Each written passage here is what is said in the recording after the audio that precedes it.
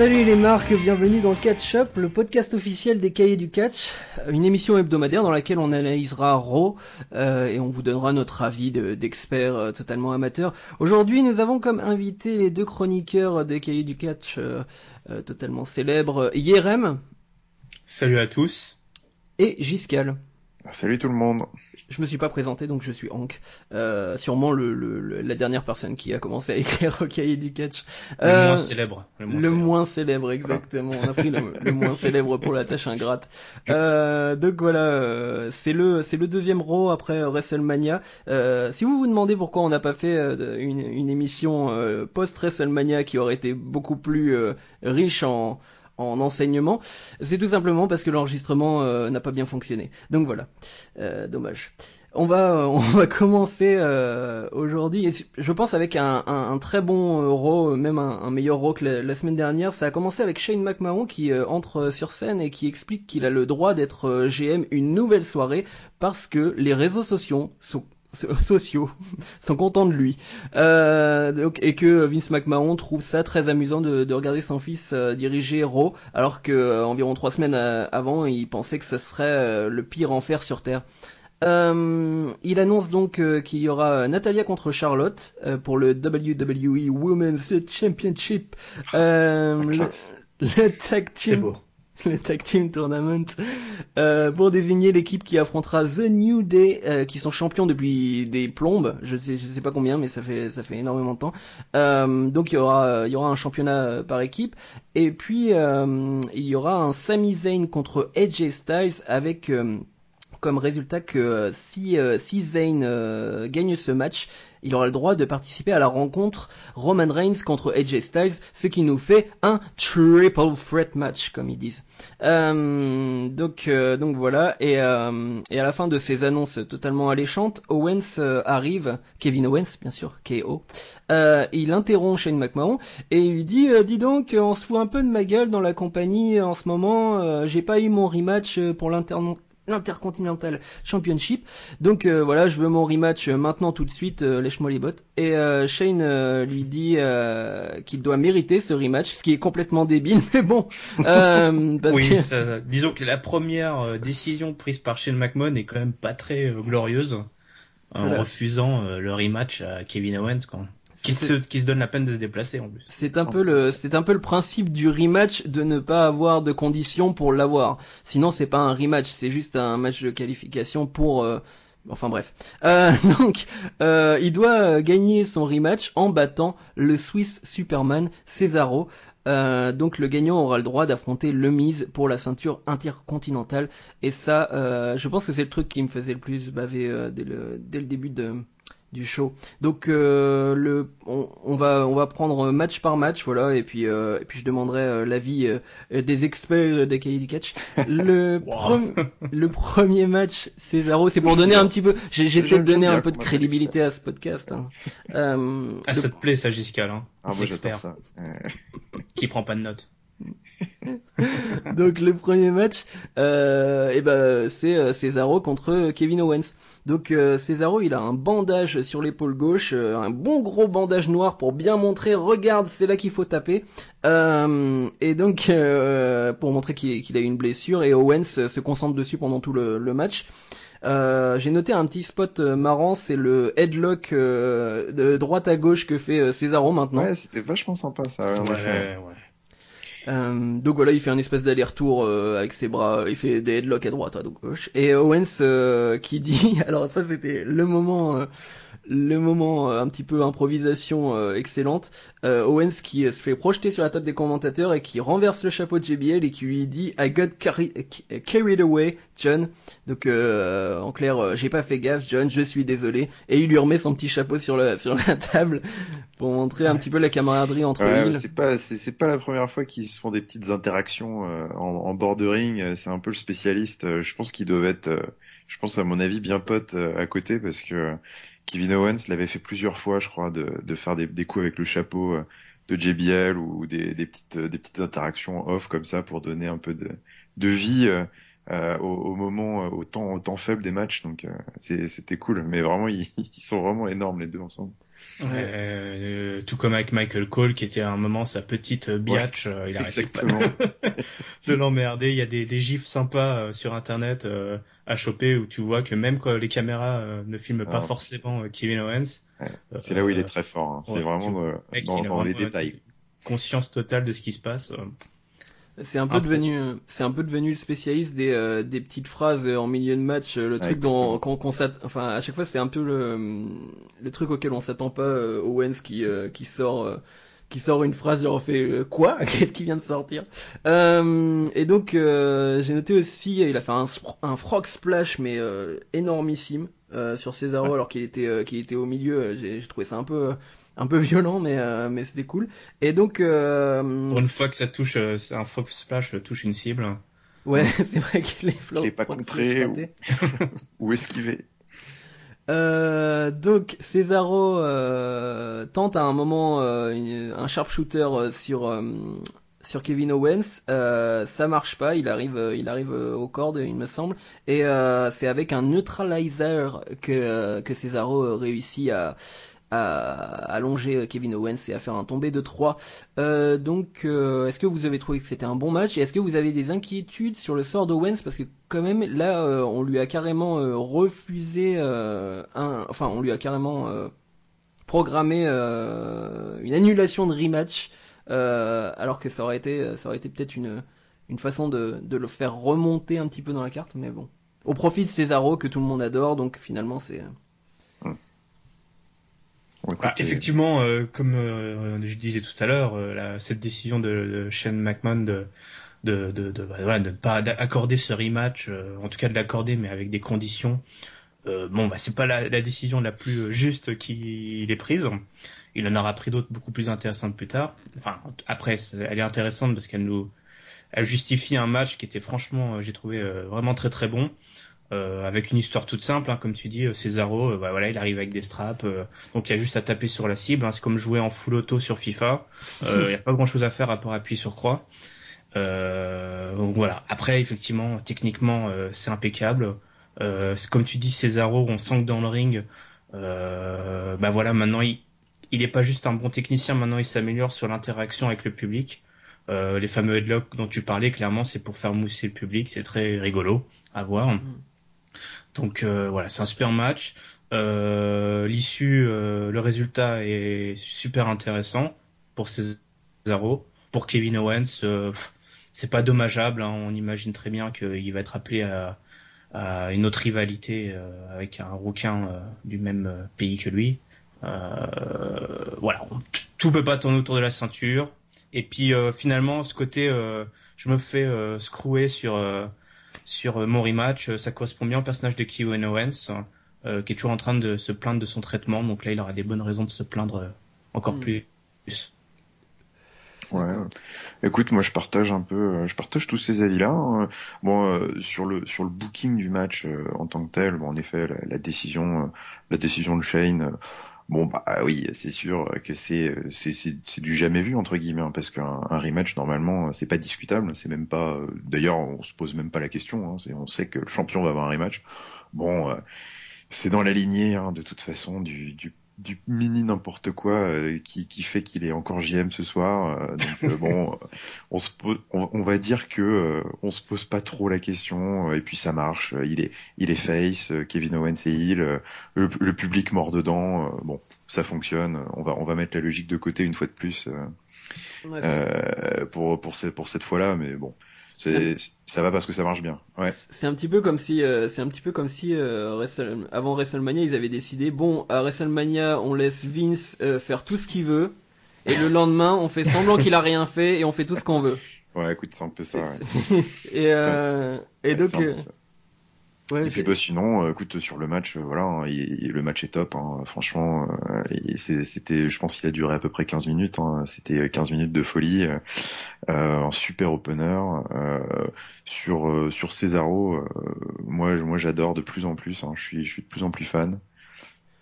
Et ce que j'ai trouvé marrant en fait, enfin je m'en suis rendu compte pendant le match, j'ai repensé bizarrement au vaudevillain et je me suis dit putain en fait Cesaro il a vraiment réussi le gimmick des vaudevillains qu'ils arrivent vraiment pas, les mecs ils arrivent pas à le faire rentrer ce gimmick des musclores qui sont démonstratifs et tout ça et finalement mais c'est vrai lui qu'il a un côté à la fois très démonstratif en effet, très cirque presque et en effet et à la fois très technique, et puis tu sens qu'il a vraiment maintenant une panoplie de face complet, hein. Il a ses moves incontournables, donc les uppercuts dans les coins, le Cesaro swing, sa panoplie de souplesse et compagnie, enfin voilà, il a son petit arsenal de face, et à côté de ça il arrive constamment à chaque match à nous caler une petite innovation, un petit truc en plus qui fait rire, qui fait réagir, qui fait encore passer le match pour justement chacun de ces matchs est spécial, donc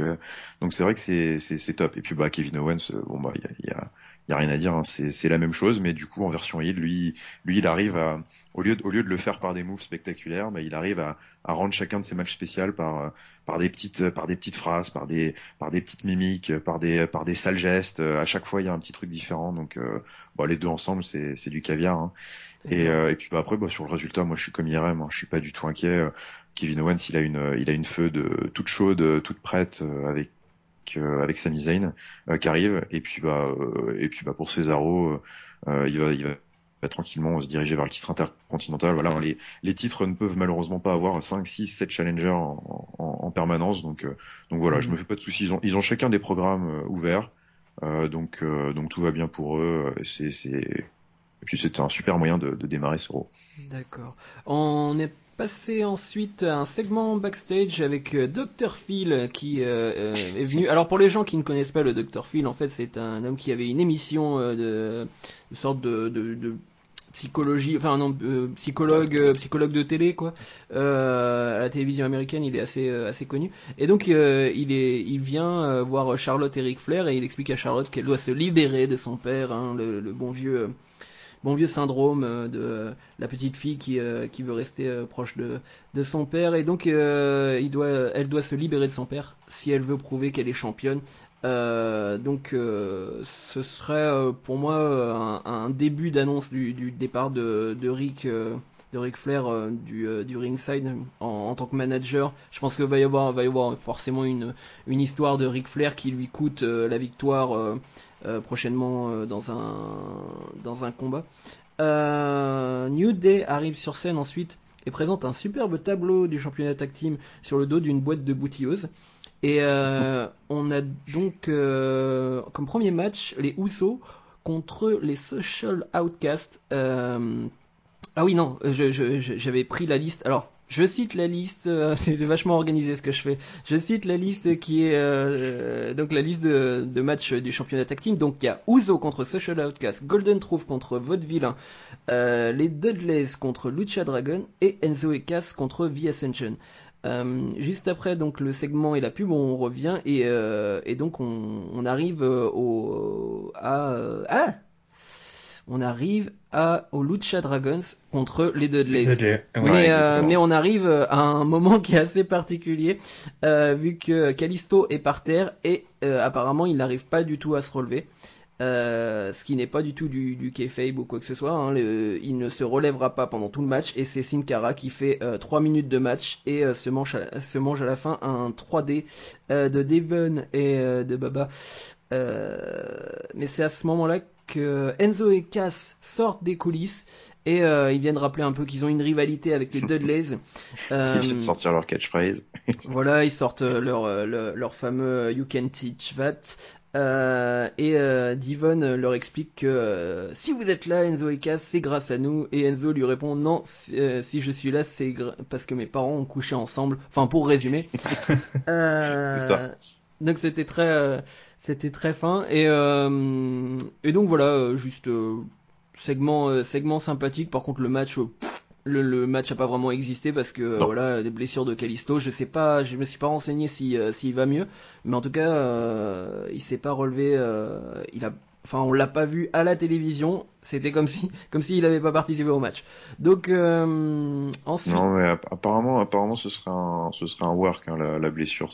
Il est pas vraiment blessé, hein. Je pense que Ah bon il semblerait que ce soit plus un moyen de lui éviter de trop apparaître dans le match, de le garder, parce que comme il est champion US et que de toute façon il s'était pas mal éloigné de l'équipe depuis quelques temps. C'était histoire de voilà, ils avaient besoin de cette équipe là pour faire le match pour leur tableau. Mais ils voulaient pas que Callisto prenne trop cher parce que c'est pas le but. Donc du coup, il semblerait que ce soit un work.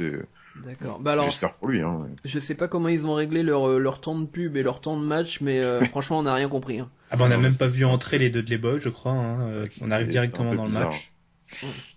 Donc effectivement, on voit même pas Callisto et on a droit à notre petit botch habituel. Botch Cara. Non. Ah non, c'était pas Cara.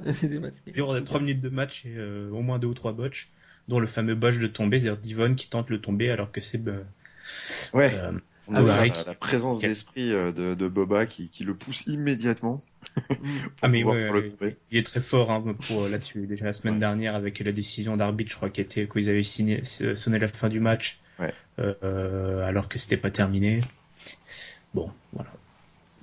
Donc ensuite on a eu Roman Reigns qui est arrivé. Je vais pas demander l'avis sur le match parce qu'il était inexistant. Donc on passe à Roman Reigns. Il y a pas grand chose à dire sur le match. Après, à la limite, il y a peut-être un truc, c'est que ça fait plaisir de voir un tournoi tag team. Enfin, moi, en tout cas, je suis plutôt content. Oui. Et puis, ça fait plaisir de voir aussi un tableau de tournoi tag team avec que des vraies équipes. Je pense parce que j'ai souvenir, mais alors je serais incapable de dire ça fait combien de temps ça fait qu'il y avait eu un tournoi récemment par équipe. Mais pour une fois qu'on a un vrai tournoi avec que des vraies équipes et qui nous font pas des petites associations one shot pour faire le nombre, où généralement sont conviés des gens comme Mark Henry, Jack Swagger et compagnie. Là, on a que des vraies équipes et encore, elles étaient pas toutes là. Donc ça montre quand même une sacrée profondeur et puis ça fait un beau tournoi. Donc c'est cool. Franchement, c'est. En parlant de profondeur, ils sont quand même allés chercher jusqu'à The Ascension. Ouais, mais c'est comme tu dis, c'est une vraie équipe. C'est une vraie équipe. Mais c'est une vraie équipe. Ça fait plaisir. Moi, je préfère voir The Ascension que, je te dis, Jack Swagger et j'en sais rien. Et Cody Rhodes. Enfin, et Stardust. Ouais, voilà, tu vois, ça a du sens. Quoi. Donc Roman Reigns que j'essaie de caser depuis tout à l'heure, même si tout le monde le déteste. Il arrive, il se fait bouer et il nous fait la même promo qu'il a fait à Raw de la semaine dernière, à SmackDown de la semaine dernière. Ouais. Je suis the guy, machin, je suis pas un méchant, je suis pas un gentil. Donc j'ai the title. Pour tout te dire, moi personnellement, quand j'ai vu ce passage-là, je me suis dit, mais merde, attends, est-ce que je me suis pas gouré en lançant mon player là? Pas trompé d'épisode. Ah ouais, franchement, je me suis dit, c'est l'ABC du marketing. Hein. On va marteler jusqu'à ce que ça rentre. Hein. Je sais pas qui s'occupe des promos de Reigns, mais on a vraiment l'impression que les gars, ils ont passé des semaines à faire de la merde, et là ils ont trouvé une bonne idée, ils ont fait. Oh, putain, on a réussi à trouver une bonne idée. T'en as une autre? Non, j'arrive pas à avoir une bonne idée pour Roman Reigns. Bon, on la refait. 3 jours après, t'as trouvé une idée? T'as trouvé un nouveau truc? Non. Bon, cette fois-ci, il dira The Title aussi. C'est vrai qu'il a bien appuyé là-dessus. Donc voilà. Et là, on a l'arrivée du poil sur la soupe. C'est-à-dire League of Nations. Parce qu'à chaque fois j'ai l'impression qu'ils arrivent toujours comme un cheveu sur la soupe. Ils viennent expliquer qu'ils sont plus forts et bien sûr plus beaux. Enfin ça c'est Rusev qui dit qu'il est plus beau que Reigns. Et que voilà, en fait je sais pas, ils disent juste qu'ils sont meilleurs et ils vont attaquer Reigns. Et là il se fait sauver, Roman Reigns, par la Wyatt Family. WKF, comme on dit. Donc. Est-ce si vraiment étonnant? On commence à pas avoir l'habitude. En fait, la Wyatt Family a tellement, les plans sont tellement flous pour la Wyatt Family qu'ils sont capables de faire tout, c'est vrai. Ils font ce qu'ils veulent. Donc voilà. Là, ils vont sauver Reigns. Ils le regardent un peu dans le blanc des yeux. On sait pas trop ce qui va se passer. Et là, il y a Shane qui arrive en mode Teddy Long et qui fait Tag Team Match. Et donc qui dit ah bah, ça m'intéresserait de voir Reigns et Bray Wyatt contre Sheamus et mince et Del Rio. Donc voilà, c'est le main event de la soirée, aussi improbable qu'il sonne, mais il sera plutôt intéressant ce main event, mais on en reparlera tout à l'heure. Ensuite, alors je ne sais plus si c'est exactement à ce moment-là, mais on a eu Owens qui a retrouvé Shane dans les coulisses et qui s'est bien énervé parce que voilà, il s'est fait une nouvelle fois voler. Ouais, Enfin, c'était un peu plus tôt ça dans l'émission. Mais ah, ouais, c'était en un peu effet. plus tard, plutôt. Mais enfin, de toute façon, peu importe le moment, il se fait virer de l'arène normalement pour la soirée. Et ce qui est original, c'est qu'on ne le reverra plus. Et Ah, ça, le spoiler! c'est fort. Ah, spoiler, y a pas de suspense, tant pis. Spoiler alerte. Oui, donc du D'habitude, les coup, mecs trouvent toujours un moyen de revenir. Bah lui, non, il rentrait chez lui, retrouvait sa femme et son gosse, et regardait la fin de Raw en direct. Ça, c'est Shane McMahon, il rigole pas. Hein. c'est vrai qu'en 4 ans, enfin, ça fait environ, ouais, 4 ans que je suis Raw quasiment toutes les semaines, j'ai jamais vu un mec se faire virer et ne pas revenir. Ou une fille. Pas, de toute façon, non, ils virent pas les filles. Non, Euh, c'est gentil. donc, on a enchaîné ensuite avec Charlotte contre Natalia, donc. J'ai noté donc que Natalia gagne grâce à un sharpshooter, mais mais au même moment, Ric Flair tire l'arbitre hors du ring et on sonne la cloche. Je ne sais pas pourquoi, mais on sonne la cloche et on déclare que la ceinture n'a pas changé de main car il y a disqualification. Le match en lui-même était plutôt technique et c'était c'est du catch très au sol avec pas mal de soumission et de comment dirais-je, non mais juste voilà de soumission et de prise très technique.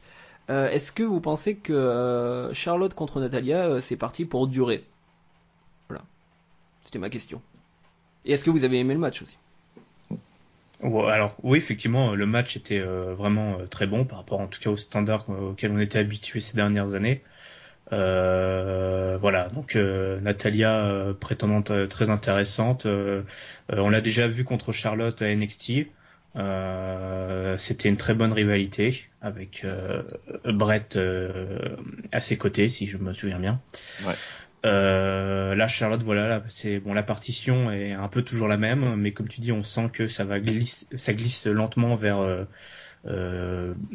voilà, quelque chose avec Ric Flair qui va, je ne sais pas si ça lui coûtera le championnat, mais en tout cas, voilà, il y a une petite évolution sur l'histoire. Moi, je redemande hein, un match comme ça à Payback, je suis preneur. Donc, ouais, pour moi, c'est une bonne affiche. La rivalité est assez naturelle entre les deux. Elle a été utilisée à NXT. On la réutilise à Raw. Bah voilà, on fait comme avec Kevin Owens et Sami Zayn. Hein. Ce qui a marché à NXT, on le réutilise à Raw. Bon bah pour les suiveurs d'NXT, c'est un peu une redite, mais mais globalement, je pense que c'est vraiment plutôt intelligent de jouer cette partition-là. Ouais, non, c'est du bon boulot. Hein. Elles ont fait le taf. C'était un super match. En plus, Charlotte a bon, elle est de plus en plus, je suis pas un grand connaisseur de la psychologie, in-ring, de la technique et tout, mais aussi solide soit-elle, elle a quand même encore besoin d'un petit peu d'être cadrée dans le ring. Et Natalia, c'est une super adversaire pour elle, pour continuer à progresser et à s'installer en tant que championne dominante et reconnue. Donc au sortir du triple threat à Mania avec notamment Sasha Banks et puis bah du coup Becky Lynch là continuer avec Natalia je trouve que c'est une bonne idée, c'est bien pour Charlotte et puis bah du coup Charlotte a pu sortir tout son arsenal super flashy, son moonsault, ses souplesses, ses compagnies, enfin c'était top.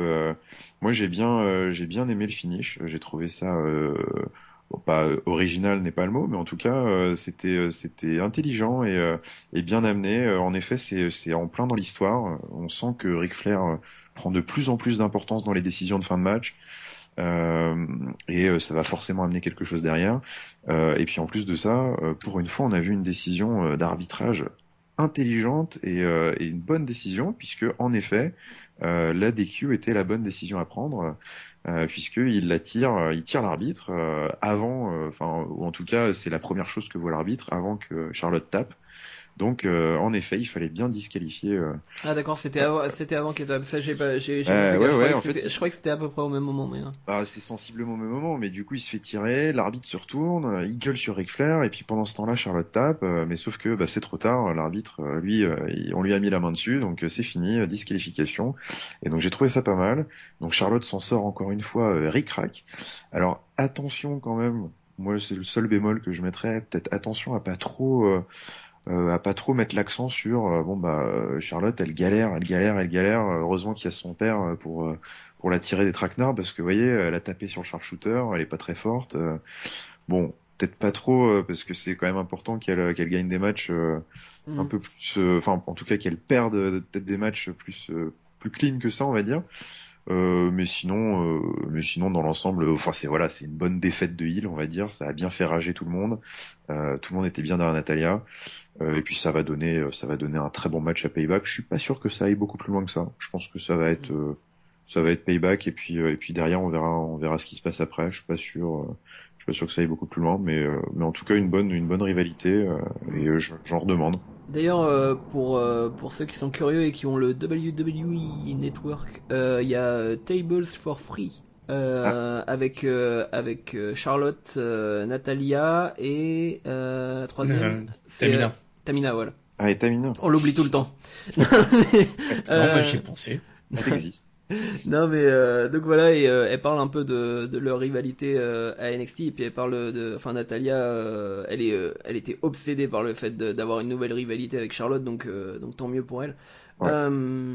Et puis c'est un peu un talent oublié aussi Natalia pendant quelques années parce que Ouais, elle mérite. entourée de d'avoir. bimbo quoi donc c'est difficile de faire des bons matchs avec Kelly ou ou autre. Non, mais Non, c'est vrai qu'elle elle mérite d'avoir des runs comme ça et des matchs pour le titre, ça fait plaisir, quoi. Donc voilà, on a eu ensuite une petite promo de Zayn qui a ressorti à peu près le même discours qu'il avait eu juste avant de se faire taper par Owens la semaine dernière, c'est-à-dire j'ai un cœur de lion, je suis courageux, je viens d'un monde où on nous donne pas des opportunités facilement, et AJ Styles qui vient lui dire que bah non, j'ai pas envie d'être en triple threat contre Reigns. Et ensuite, on a eu le match tag team des Usos contre les Social Outcasts, Heath Slater et Curtis Axel. Au milieu du match, les Social Outcasts ont décidé de faire une course de célébration autour du ring, comme ils aiment le faire. Merci Bo Dallas pour cette tradition. Donc profitant du fait que Jimmy Uso est allongé, donc ils font leur petit tour et après ils se mettent au bord du ring pour saluer le public et c'est à ce moment-là que alors si je me trompe dans les prénoms hein, on fera un test sur qui arrive à reconnaître les frères Uso, mais donc c'est Jimmy qui tag Jay qui chope Curtis Axel, c'est osé, sur le bord du ring, le dos tourné et donc fait un roll-up pour la victoire sur Curtis Axel. Et c'est là que ça se gâte puisque Luke Gallows et Carl Anderson, les anciens de la New Japan et qui faisaient partie du Bullet Club, il me semble. Si je ne me trompe. Tout à fait. Arrivent derrière les Usos, ils en balancent un par-dessus la troisième corde, comme disent les animateurs français, et en tabassent un autre. Et voilà, en fait, ils font une bonne vieille entrée de nouvelles tag team heel, ensuite en saluant le public, en regardant, trop saluer le public. en regardant le public Prennent des selfies. pour montrer leur force. Et donc voilà, rien d'autre à raconter. Est-ce que alors quelle place pour vous pour les anciens du Bullet Club, est-ce que vous trouvez que c'est une bonne idée de les présenter seuls comme ça, sans pas les associer à quelqu'un d'autre, d'installer est-ce que c'est une bonne idée, et puis aussi est-ce qu'il y a de la place dans cette piscine de tag team à la WWE pour eux? Alors effectivement, comme tu dis déjà pour ta deuxième question, il y a beaucoup de tag team, ça c'est sûr. On ne sait pas, mais comme tu le dis aussi, on ne sait pas exactement quel va être leur rôle. Moi, j'aime bien ça, la façon dont ils ont été présentés. Les mecs arrivent, ils sont deux. Bon, clairement, ils s'attaquent aux Usos, qui représentent effectivement, qui sont une bonne équipe pendant le tournoi de tag team. Donc, ça peut donner l'idée qu'ils vont, voilà, s'incruster dans le tournoi d'une façon ou d'une autre, ou en tout cas foutre le bordel. Après, tous les scénarios sont possibles. En particulier quand on connaît l'historique des deux gaillards, qui effectivement faisaient partie du Bullet Club. Et quand on sait que il y a voilà les deux premiers dirigeants, dont le créateur du Bullet Club, Finn Balor à NXT, et AJ Styles, donc qui était le second capitaine du navire, si je dis pas de bêtises, qui lui est à Raw. Voilà, il y a des connexions entre tous ces catcheurs, ce qui permet aux suiveurs d'imaginer tout un tas de scénarios. Voilà. Est-ce que ils vont suivre cette piste-là et les rattacher à un moment donné avec AJ Styles, qui a un match contre Roman Reigns, qui est le cousin des Usos, qui viennent d'être attaqués par les anciens du Bullet Club. C'est Voilà. Sans mauvais jeu de mots, on dirait vraiment Dallas. Il y a même plus 6 degrés de séparation là à ce niveau-là, mais bon.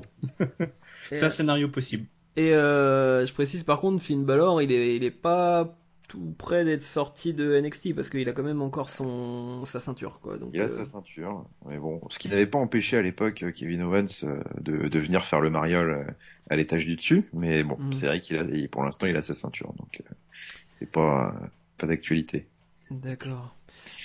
Donc voilà, mais... le match en lui-même, j'imagine il n'y a pas grand chose à raconter, c'était Non, c'était clairement un prétexte pour manifestement l'intervention des deux loustiques. J'aimerais bien qu'un jour on apprenne à Curtis Axel un move personnel, parce que j'ai jamais vu vraiment faire quoi que ce soit de propre à Curtis Axel. C'est vrai que je serais même pas capable de vous dire quel est son finisher, je pense. Et puis alors, encore finit moins, des matchs. Ouais, déjà. On le laisse même pas rentrer au Royal Rumble, alors finir des matchs. Non, mais c'est fou. Je pense que c'est un des rares mecs. Je serais pas capable de vous dire quel est son finish. Mais pourtant, il n'a jamais perdu. Oui. Il est Royal Rumble. Il est invaincu au Royal Rumble. Donc voilà, je vais passer à la promo du Miz. Sinon, il a fait ensuite une petite promo donc toujours backstage dans sa petite loge VIP, accompagné de Maryse. Depuis la semaine dernière, il a Maryse comme manager.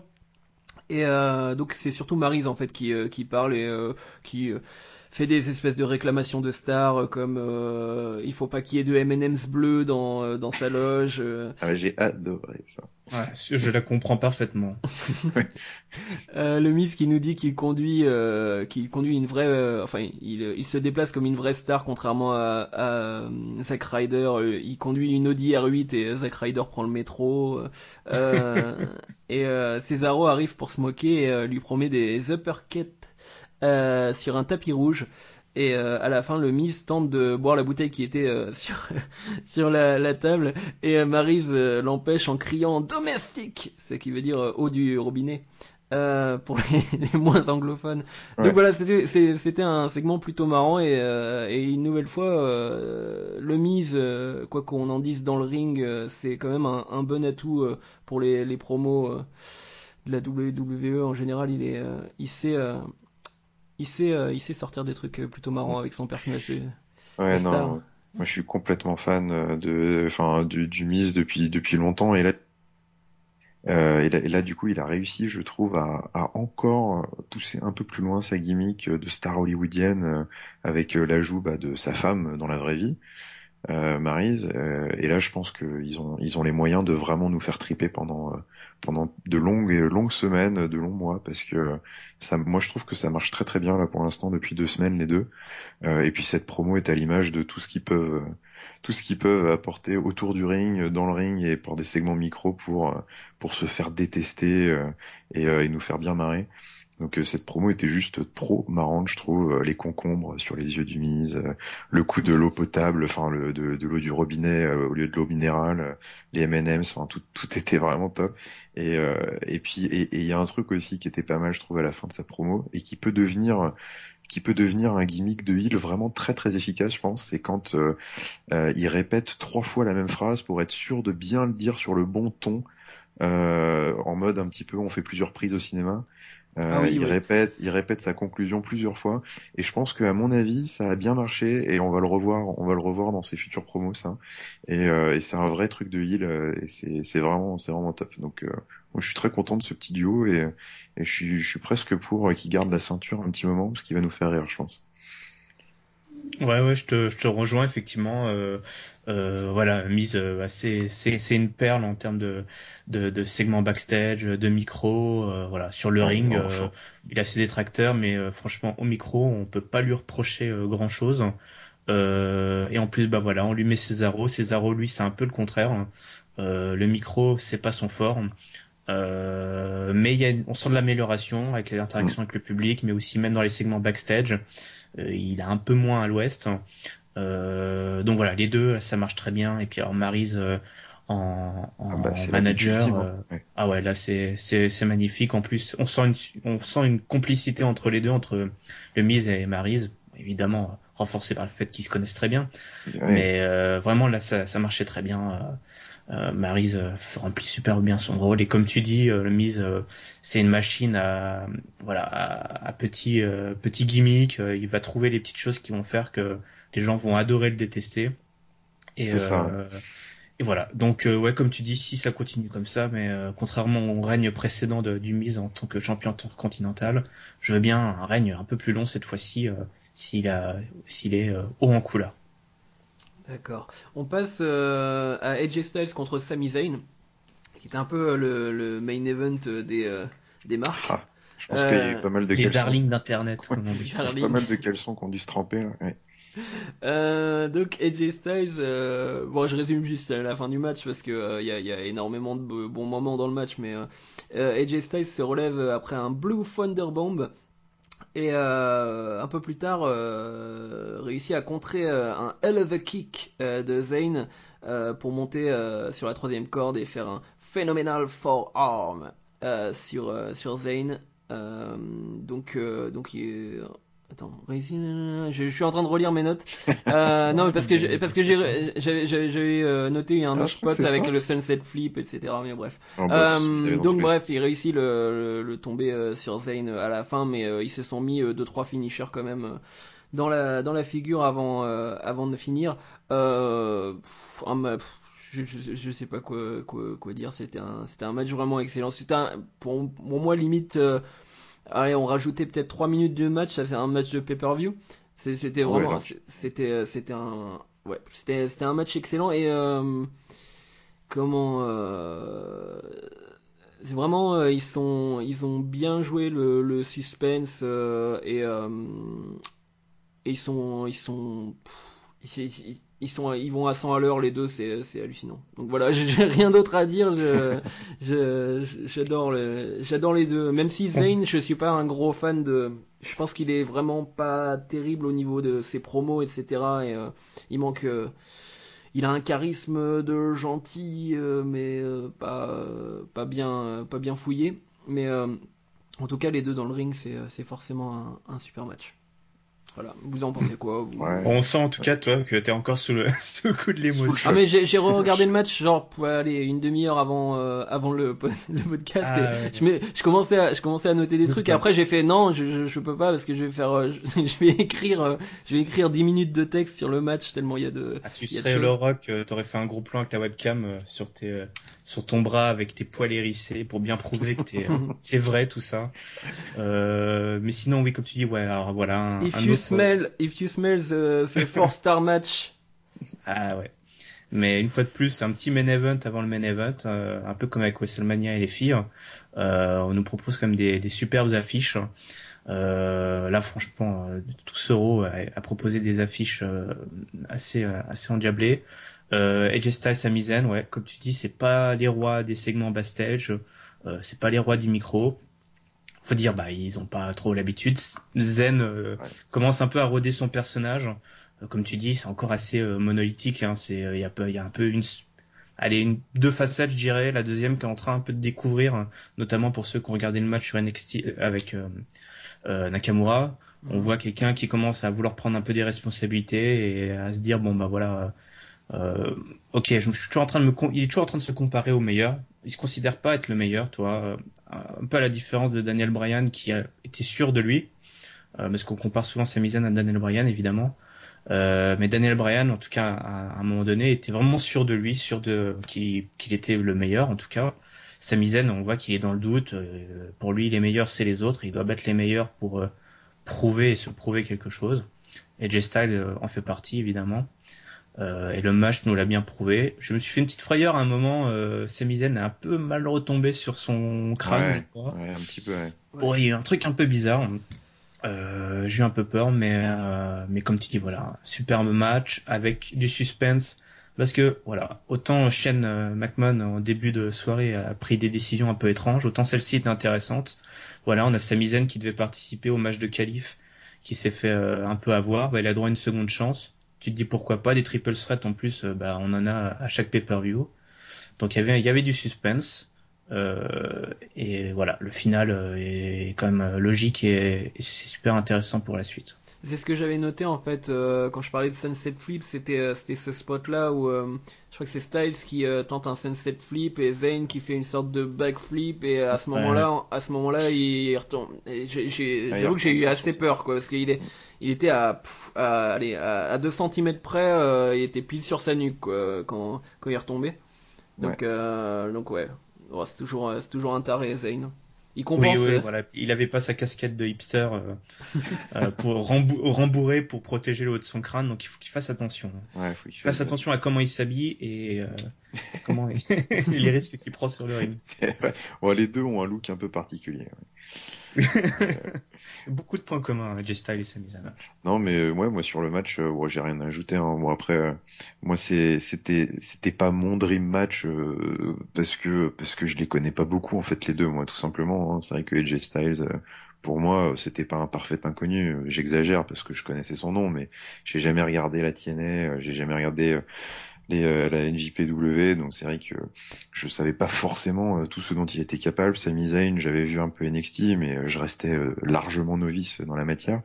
Et je dois avouer que autant je pense que les gens étaient très nombreux à attendre ce match, autant moi j'en attendais pas grand chose et j'ai été complètement scotché quoi. Enfin ça va à 200 à l'heure. Les mecs se rendent coup pour coup. C'est aussi bon au sol que entre les cordes, que hors du ring, que à la voltige. Moi je suis à chaque fois je suis sur le cul de voir les plongeons que Sami Zayn fait hors du ring. C'est juste hallucinant la hauteur à laquelle il va. Et puis après au-delà de ça le match au-delà du côté spectaculaire le match était juste fantastique parce que voilà comme tu disais Yarem il y avait du suspense on y croyait enfin la stipulation avait du sens quoi le mec s'était fait baiser la semaine dernière il a une deuxième chance c'est tout à fait possible qu'il y ait un triple threat à Payback donc les gens y croient les gens mordent dans chaque near fall. C'était juste top quoi. Ça allait à 200 à l'heure et on y a cru jusqu'au bout. Et puis ce qui aide aussi beaucoup, c'est que Sami Zayn en fait, moi j'ai beau ne pas le connaître en fait, j'ai envie de l'aimer ce mec. C'est juste, il a une tête. En fait, je pense que c'est un peu, il est pas loin d'être un peu le prototype du face ultime où t'as juste envie de l'adorer et d'être pour lui et de le voir réussir parce qu'il est super humble, il est tout le temps souriant, il a un thème song entraînant, voilà, on le kiffe, il rentre, on le kiffe. Donc du coup ça marche bien.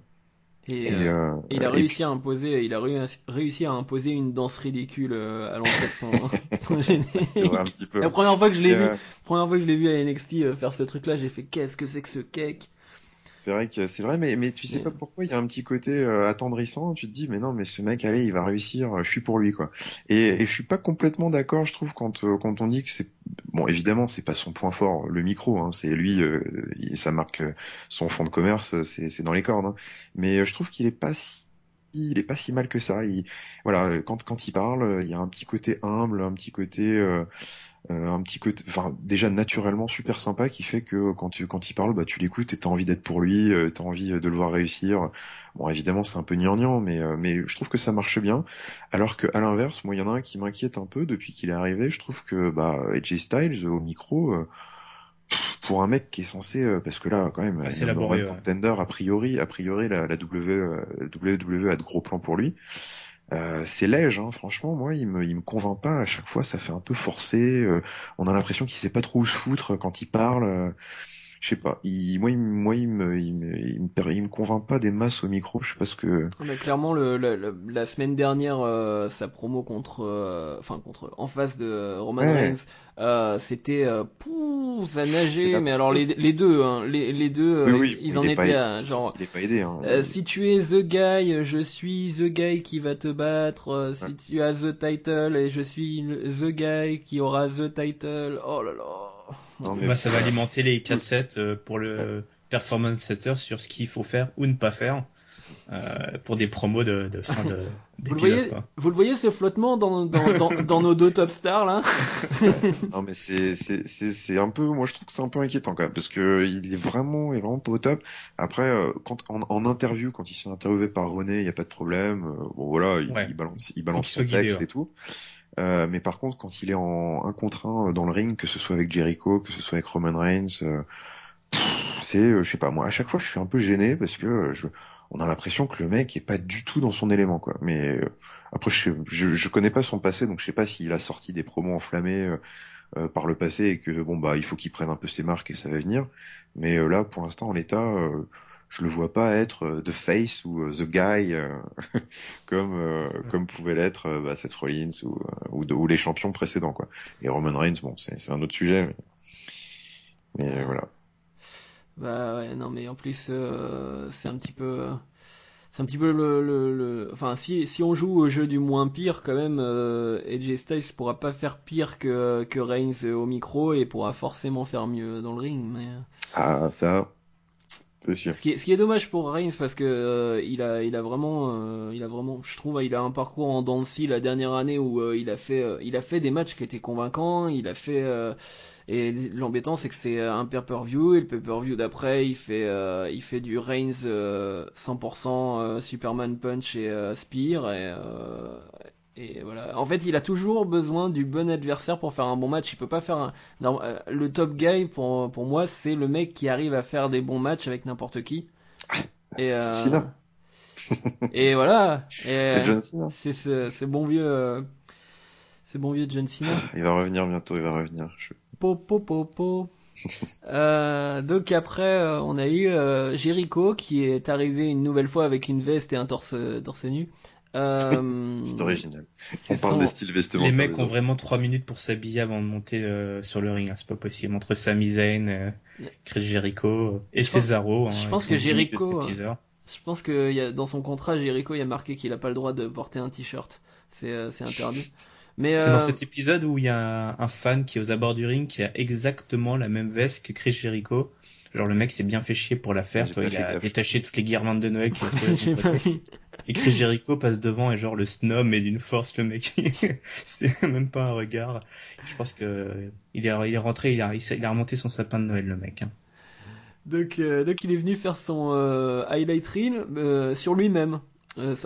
Pour s'interviewer, Voilà. s'interviewer lui-même Bien. et se complimenter sur le fait que voilà, personne ne touche la légende Jericho dans le ring, etc.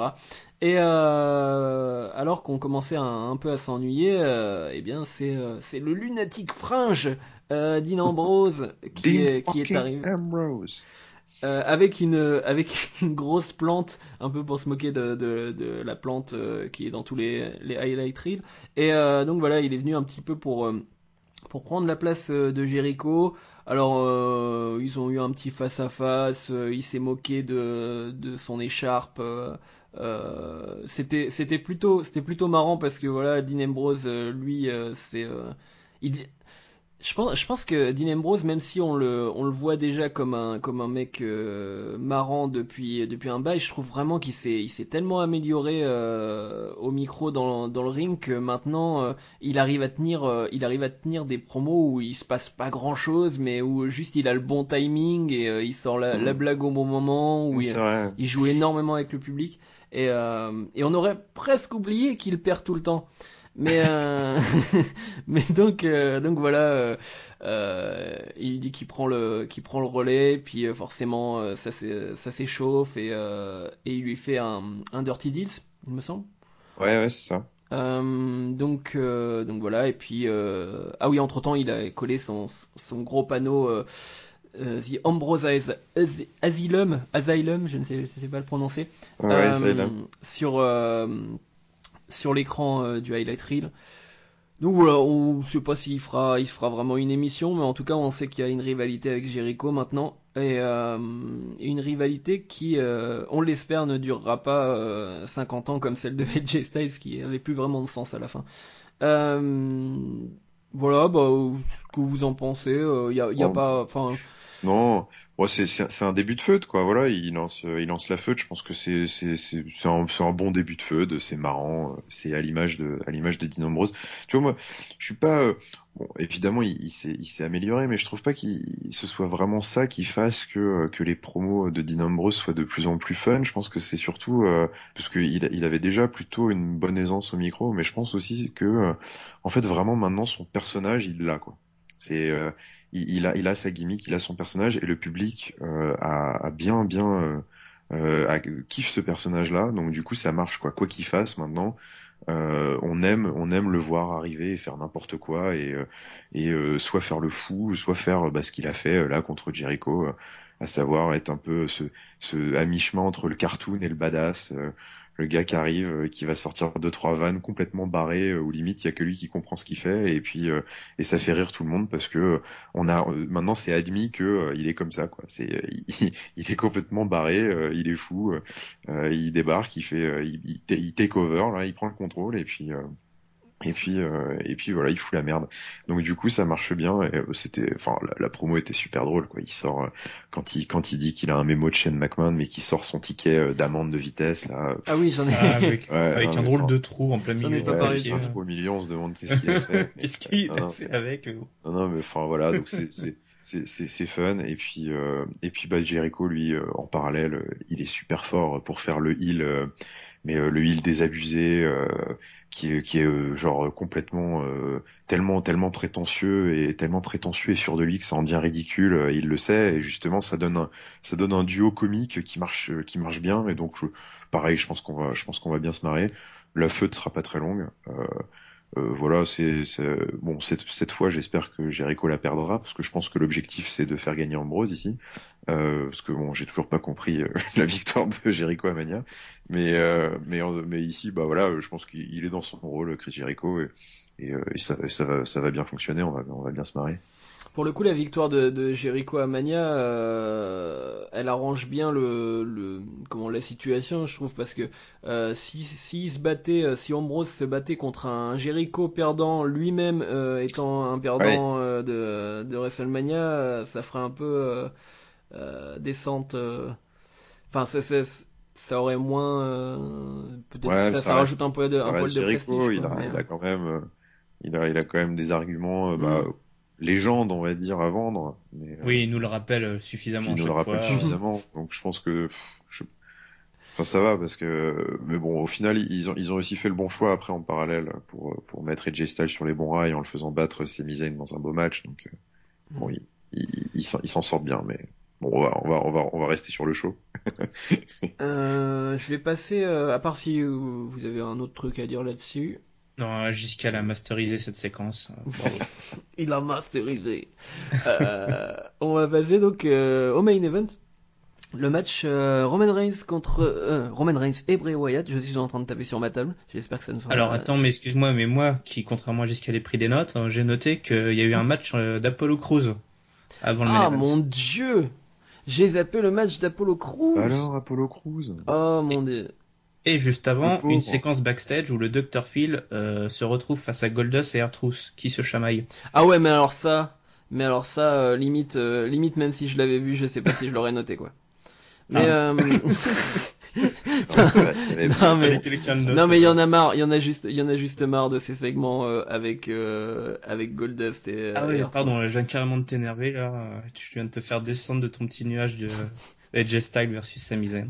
Non mais c'est vrai que quand on passe un beau moment, on a tendance à supprimer ces petits tu sais ces petites bosses sur la route. Mais donc ouais C'est non trop mais de plaques. si tu veux donc ouais, je me souviens à peine de la promo de Goldust et R-Truth. Je sais pas ce qu'ils ont raconté, ils étaient encore en chamaillerie. Et un il truc comme ça. chamaille, Dr. Phil débarque, qui s'apprête à dire quelque chose et il voit que ça a l'air d'être deux cas bien désespérés en Il face s'en de va. lui. Et donc il s'en va. Voilà, classique. Hmm. Et après on a le mage Apollo Crews. Voilà. Et il était contre.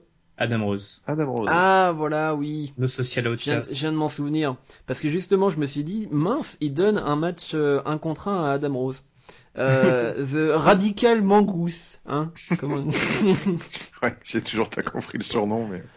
Moi non plus, j'ai même pas essayé de le traduire. J'ai donc toujours pas compris Adam je sais Rose. pas. Donc, Bah, Mais personne. Mangouste radical, ouais. Personne ne comprend Adam Rose, même Adam Rose. Et en plus, il a eu tellement, il a eu tellement de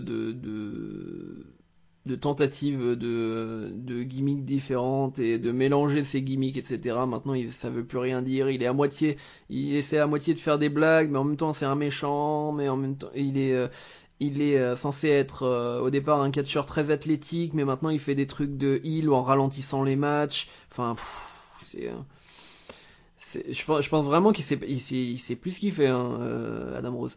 Mais il a pris le rôle de l'ancienne division Diva à lui tout seul. S'il faut quelqu'un de drôle, il sera drôle. S'il faut qu'il soit il sera il, etc. Et donc oui, c'est. Par contre, je me souviens que c'est Apollo Crews qui gagne et Ça, c'est sûr. qui fait une nouvelle fois son. Merde, comment il s'appelle sa prise à 8 tournois avant de. Ah, je saurais pas te dire le Ah. nom du finisher, je l'ai pas. Parce que moi je le connaissais pas déjà avant qu'il arrive. Mais de toute Par façon, contre, la leçon de la semaine, c'est que Apollo Crews en est au même point que la semaine dernière, c'est-à-dire qu'il fait des squash matchs contre des jobbers Ouais. et que Oui, ils savent ça pas risque encore. d'être comme ça pendant quelques semaines. j'imagine. Ouais, je ils savent pense pas que encore ça ce doit qu'ils continuer. vont en faire et j'ai un peu peur qu'ils se retrouvent, comme je le disais sur le forum de Cahiers du Catch. J'ai un peu peur qu'ils se retrouvent dans la même position que Neville parce qu'il a un peu il a le même ouais, ouais. profil, hein, quoi. Ce que j'allais dire, hein, quasiment c'est le- clairement. Mais à mon avis, il est un peu, il est un peu là aussi pour ça, hein, parce que l'autre est sur le Mhm. flanc.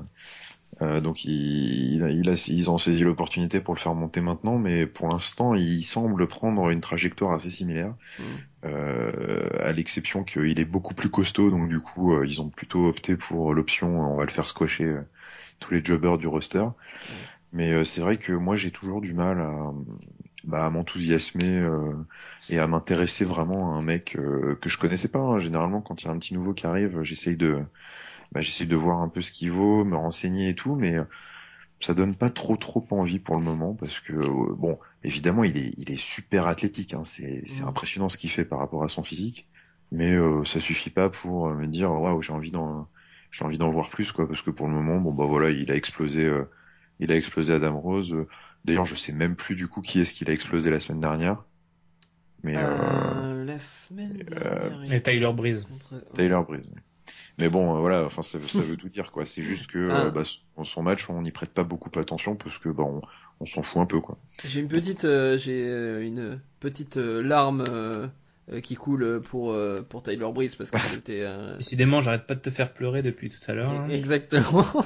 Non, mais parce que alors je sais pas si c'est, je pense que c'est même pas à cause du documentaire Breaking Ground j'étais déjà attaché au mec avant de voir le documentaire, mais Ouais. je pense Regardez Breaking Ground, hein, c'est super, c'est vraiment génial. Ah, il Pour faut vous que attacher j'amortisse mon abonnement au au network, faut que je regarde catcheur, tout ouais, ça. amortir son abonnement et voilà, c'est une bonne façon de s'attacher à tous ces catcheurs qui arrivent là. quand American Alpha va débarquer Arrow, bah voilà, faut savoir d'où ils viennent les mecs, et Breaking Run Voilà. c'est vraiment super pour ça, quoi. Et d'ailleurs, les t-shirts American Alpha sont arrivés. Chez toi? Et j'aurai le. Non, non, non, pas encore chez moi. Ben non, justement, parce que apparemment, ils sont disponibles que mi-avril. Mais, euh, mais donc voilà, pour tous les fans de Jordan et Gable. Et je pense qu'il y en a de plus en plus. N'hésitez pas sur l'Euroshop. On Du en coup, était le où? main event. Voilà, le main event. Vous Alors, devez juste rien avant- dire Et avant le main event, sur le il cruise. y a eu une promo du Ah oui. nouveau gimmick des Matadores. Ouais, La je crois vache. que je l'avais pas vu. Portoricain. Ouais. Quelque chose me dit que ça a été coupé Dans la, dans, ta le, version. dans la vidéo que j'ai vue. D'accord. Bon, je pense qu'on aura l'occasion d'en reparler une prochaine fois, mais voilà. Ouais, quand C'est ils- pas, quand est-ce ils que c'est le sont truc de vraiment- la plage là? Oui, voilà, oui, Ouais, oui. c'est ça. Ah oui, si je l'ai vu, si je l'avais déjà vu en fait. Mais ouais, j'ai pas encore trop capté. Ça m'avait pas l'air. Ça m'avait l'air Fandango-esque. Mais donc le match principal, Reigns et Bray Wyatt contre Del Rio et Sheamus. Donc le match, j'ai pas énormément de notes dessus, à part que Bray Wyatt a monopolisé la tag team, donc avec Reigns en fait, il voulait pas le taguer pendant très très longtemps. Et il s'est plutôt bien débrouillé. Je trouvais que vraiment, enfin, c'est un mec. Je vais pas dire qu'on le critique énormément parce que ça reste quand même un chouchou du public, mais Bray Wyatt, au niveau, on parle jamais de sa présence dans le ring, à part quand il est au micro. Mais même s'il fait pas, il a pas un moveset de fou, il a vraiment un impact. Il sait vraiment bien mener un match, quoi, Bray Wyatt. J'ai beaucoup aimé ce qu'il a fait. Et, euh, et donc oui, il finit le match, enfin il tag Reigns pendant un petit temps, ensuite Reigns le retag juste avant la fin et il réussit à caser un Sister Abigail sur Del Rio. Ouais. Donc voilà, et entre temps, ah oui, et juste à la fin, au moment où il case son Sister Abigail, Reigns fait un spear sur Sheamus qui tentait d'intervenir. Très beau spear d'ailleurs. Voilà. Pour une fois. Ouais, très bien filmé. Non mais Ouais. alors pour une fois, il était il était bien amené ce spear, contrairement à la majorité des spears de Reigns qui sont un peu gratuits. Et au même Gratuit. moment. Non mais un Parce gratuit que dans tu préférais qu'il fasse payer, c'est ça? non mais Le dans mec est déjà passé détesté dans comme le sens ça. où le mec le payer. le mec il est censé avoir le spear comme finisher. Bon déjà c'est pas la plus grande nouveauté, mais en plus je trouve qu'il l'utilise vraiment trop souvent quoi. Mais T'as raison, plus de Superman Punch, voilà. s'il vous plaît. C'est triste, j'arrive pas à me souvenir d'un troisième truc qu'il a. À part peut-être le coup. C'est le Samoan Drop.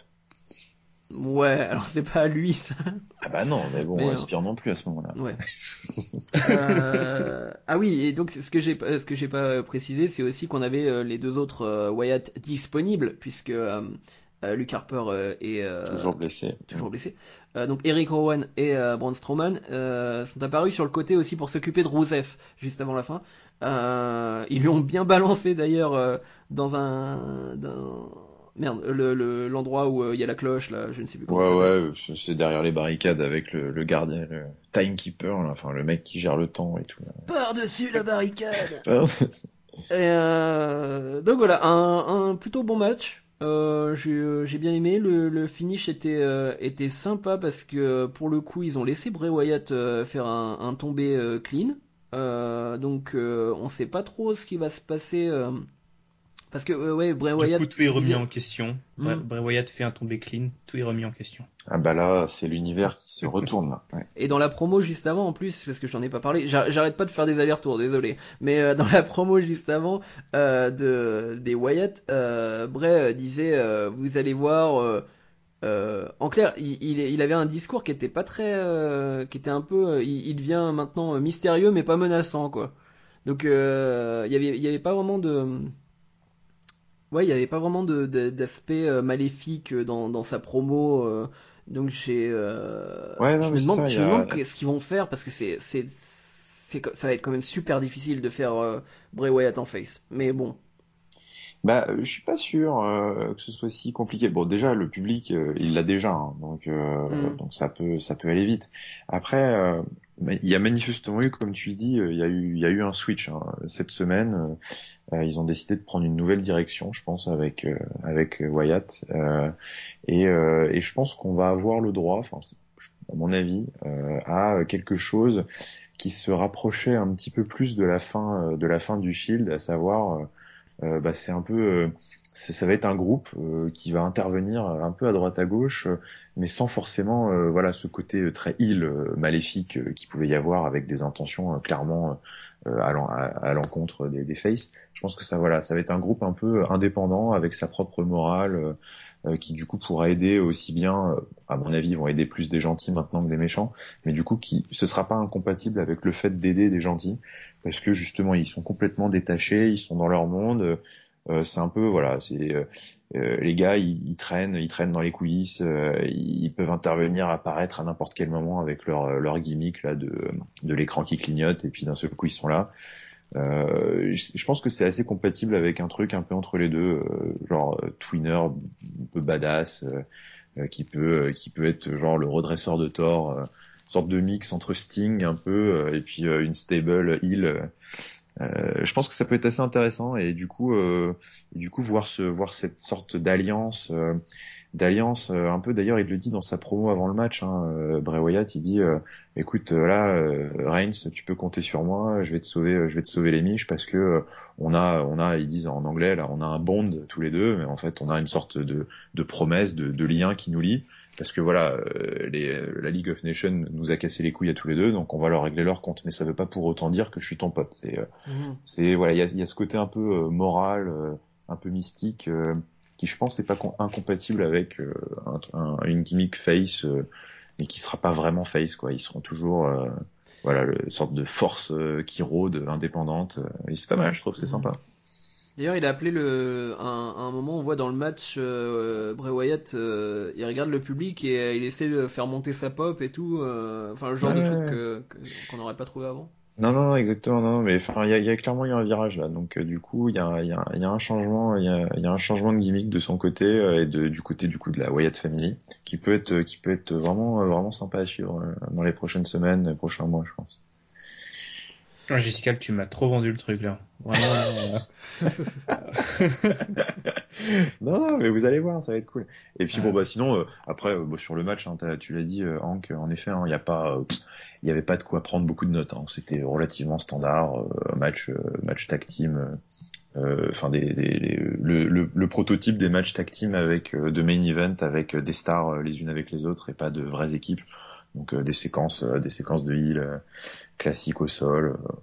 Pas grand chose à retenir. Moi j'ai bien aimé le finish. Voilà, le finish était super cool. Et ils ont bien géré aussi, un peu pour préserver Reigns, ils ont bien géré le Ouais. truc pour mettre Wyatt en avant, qui a fait les trois quarts du match, et Reigns Ouais, qui non, est juste là pour c'était accompagner. vraiment super positif. Hein. Et puis la victoire de Wyatt, je pense que c'est vraiment, enfin, ça a clôturé un show qui était vraiment de très bonne qualité en termes d'écriture, parce qu'il faut, enfin, il faut lui faire gagner des matchs, quoi. C'est Et pas possible. ils ont réussi ce quasi miracle d'avoir un public debout Ouais, applaudissant à une victoire de Reigns. c'est ça. Donc C'était un peu le but du truc. c'est bien joué à tous les niveaux. Ouais. Donc voilà, si vous avez d'autres choses à dire là-dessus, sinon... non, c'est vrai que c'était un super show du début à la fin, donc le main event compris. Ouais. Voilà, beaucoup de promesses avec tout ce dont on vient de parler. Et, et, Beaucoup de petits ajustements qui étaient finalement ça tient à pas grand chose, tu vois, et puis ça remet tout le monde sur les bonnes rails et tout le monde accroche, donc ça c'est plutôt positif. et maintenant, on passe au moment que, chers éditeurs, vous attendez tous. Euh, Bah nous c'est aussi on se Pas demande ce que c'est. encore. Ouais. c'est tout ça. Mais non, c'est tout simplement la note. Parce que chaque Ah. semaine, nous donnons une note comme de bons professeurs d'école. Et nous sommes. Donc chacun donne sa note au euro de la semaine. Moi, je donnerais un bon 4 sur 5. Ah oui, sur 5. c'est sur 5, je Ça fait précise. peur. Ah oui, le barème Meltzer, hein, bien sûr. Est-ce qu'on peut avoir chacun notre barème B+, sur 20, Alors, en pourcentage 4 Twingo sur 5 Ferrari. Non, ouais, 4 étoiles parce que et c'est franchement, je pense que ça aurait été, c'est la première fois. Si j'essaye d'imaginer des notes pour tous les Raw que j'ai vus cette année, c'est vraiment la première fois où je mets plus que la moyenne, je pense, parce que on est, enfin non, la semaine dernière aussi était un bon Raw, mais là on a eu un Raw qui a avancé des storylines tout le temps, genre quasiment tous les matchs avaient un intérêt. Sauf Apollo Crews. C'est Ouais, tout. sauf Apollo Crews, c'est pour ça que j'ai oublié. Mais mais oui, on a eu une avancée sur Zayn, du coup, qui finalement va retourner avec Owens, mais qui a eu sa chance. On a eu une avancée sur les tag teams, du coup, que vont faire les tag teams. On sait déjà qu'il y a des matchs de programmés. À mon avis, le reste des matchs, du moins c'est à le premier SmackDown. tour. Ouais, voilà, le premier tour, ça va se finir à SmackDown. Ils l'ont dit, je crois. Et qu'est-ce qu'on a? Ouais, on a Jericho Ambrose de confirmer, etc. Enfin bref, on a plein de rivalités de confirmer, des bonnes rivalités, pas trop d'incohérences, des bons matchs de prévus pour Payback, alors qu'on on est encore à combien? 3 semaines? Au moins 3 semaines, je pense, Ouais. de Payback. Donc voilà. Et un Payback qui s'annonce bon, c'est incroyable. Bah, la carte fait plaisir. Ouais. Du coup, ça fait peur, non? Une bonne road comme ça, alors. Ouais. Si la... Je C'est sais pas comment réagir. le dicton des fans de la WWE. Si la road est bonne, le pay-per-view est mauvais. Ouais, attention. Et l'inverse. Enfin, l'inverse est valable. Pour WrestleMania, c'était moyen. La road était mauvaise et le WrestleMania était moyen. On pourra en discuter. Il faudra peut-être faire un hors-série. Ouais, il faudrait faire un spécial. Ça se discute, comme disait un certain Jean-Luc Delarue. Du coup, je passe la parole à qui? À Irem. Ok, donc, alors une petite note sur 5. Et ben moi, je vais être encore plus enthousiaste que toi. Je donnais un 4,25. C'est comme ça qu'on dit, du coup? 4,15, ouais, c'est ça. 4,25, parce que, voilà. Moi, franchement, ça faisait longtemps que, franchement, je regardais plus les Raw. En plus, comme il y avait plus d'obligation de faire d'analyse pour chaque Raw, il y avait encore moins de raisons de regarder les Raw. Les coulisses des CDC. Là, je me suis pris au jeu. J'ai regardé le Raw de la semaine dernière. J'ai regardé ce Raw-là. Et franchement, Bien tombé. Ouais, je suis bien tombé. On pardonne l'incohérence, on va dire, de cette histoire de chaîne qui est aux manettes. Ouais. Ok, bon là c'est parce que voilà tout le monde et c'est trending topic sur Twitter, donc j'imagine très bien Vince McMahon regarder ce qui se passe sur Twitter avec tous ses followers et se dire que chaîne est populaire, donc il va gérer Raw. Bon, on pardonne ces petites, on va dire ficelles scénaristiques un peu bidanes, mais bon. Vu le résultat, on va pas se plaindre. Franchement, on a tout eu. Comme tu dis, on a eu des histoires qui ont avancé. Il y a eu du suspense avec des matchs pour des first contenders. Le retour du tournoi, qui est un format qu'on voit trop peu à la WWE. Voilà, donc ça fait plaisir aussi. Les petits nouveaux qui sont confirmés, qu'on monte bien, avec notamment Amore et Cassidy. Qui vont affronter les deux de l'Est, ça c'est très bon. Cassidy, Big Cass. Ouais, on va se contenter de Big Cass. Big Cass. Un match de championnat, des nouveaux qui arrivent.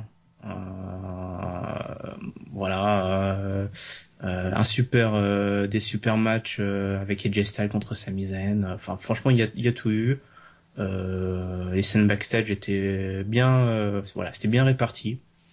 Franchement, tout le monde a plutôt bien joué sa partition. Voilà, donc c'est très très encourageant et rien que pour ça, voilà, je mets mon petit 4,25.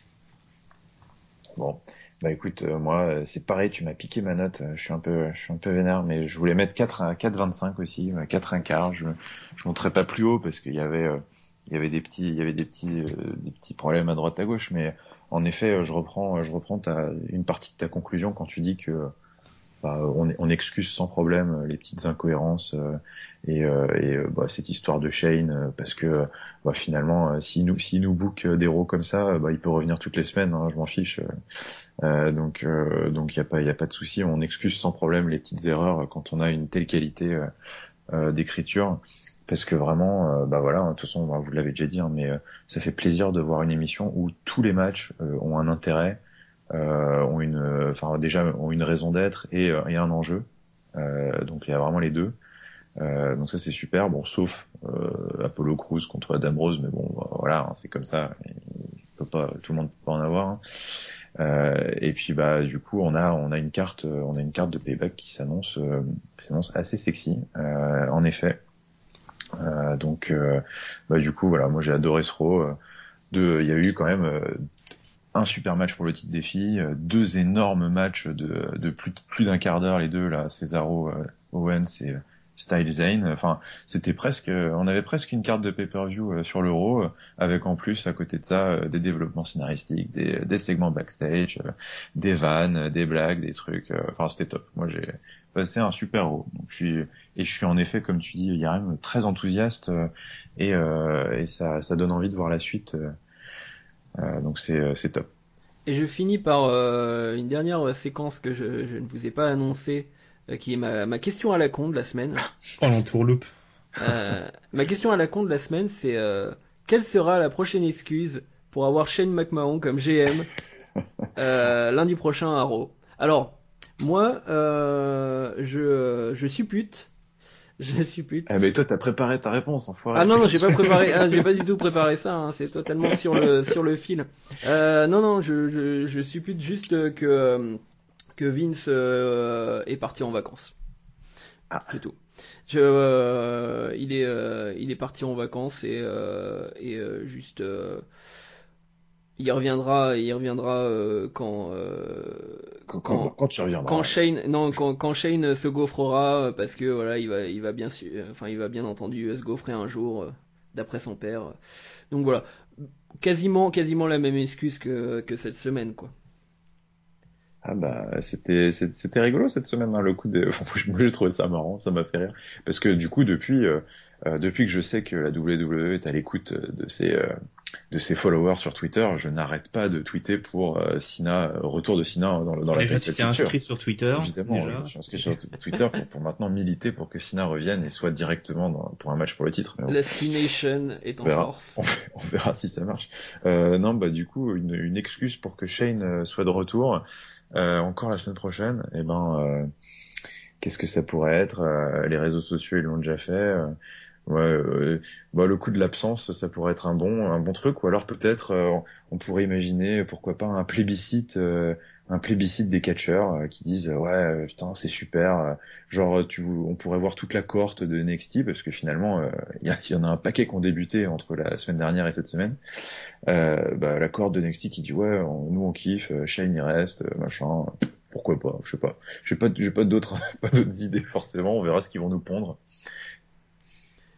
Ouais, alors effectivement, peu importe la raison, si c'est parce que Vince McMahon a oublié son passeport ou je sais pas son billet d'avion avant de. Il est coincé. Voilà, il est coincé avec les Collins aux Caraïbes là dans les vignettes. C'est ça, le mec là il est en vacances. Mais tu dis qu'il est en vacances, voilà, la semaine d'après effectivement il a pas pu venir parce que voilà il est coincé, ses bagages ont été envoyés ailleurs, donc il est à la recherche de ses bagages. Donc si vous avez repéré les bagages de Vince McMahon, merci de nous contacter. On fera suivre. Pendant ce temps-là, Shane reste aux manettes. Ou alors on a une battle des GM entre Triple H et Shane. Mais alors là, je sais pas comment il pourrait le faire ça, mais. Je pense que c'est pas pour tout de suite, mais à mon avis à terme, l'idée, je pense que ça va être en effet de lui sauter dessus à la première foirade et puis il va y avoir une feu d'autorité, je pense. Bien sûr. Mais c'est sûr. Mais bon, en tout cas, profitons pour le moment, puisque ça se passe très très bien sous ce nouveau commandement. Ok. Et, à croire qu'ils ont fait exprès de faire de la merde avant pour que du coup on se dise oh mais Shane c'est vraiment un génie. Mais ouais, ils arrêtaient pas de nous répéter et vous regardez de la merde et vous aimez ça. Enfin bon, c'était le premier épisode de Catch Up, le podcast officiel des cahiers du catch. Aujourd'hui, j'étais Hank, j'étais en compagnie. Je fus Je fus Je change Hank. d'identité régulièrement. Je suis Yes We Hank et j'étais accompagné de Yerem. Donc merci Yerem. Bah de rien, c'était un plaisir d'être les premiers à faire partie de ce premier numéro. Et j'étais accompagné de Giscol. Merci également. Je suis content d'avoir été le premier expert. J'insiste sur expert pour ce podcast qui j'espère va continuer.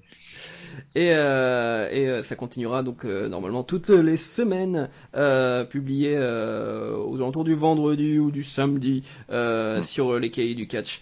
Je vous remercie d'avoir écouté. Je vous souhaite une bonne semaine pleine de catch. À bientôt. Ciao.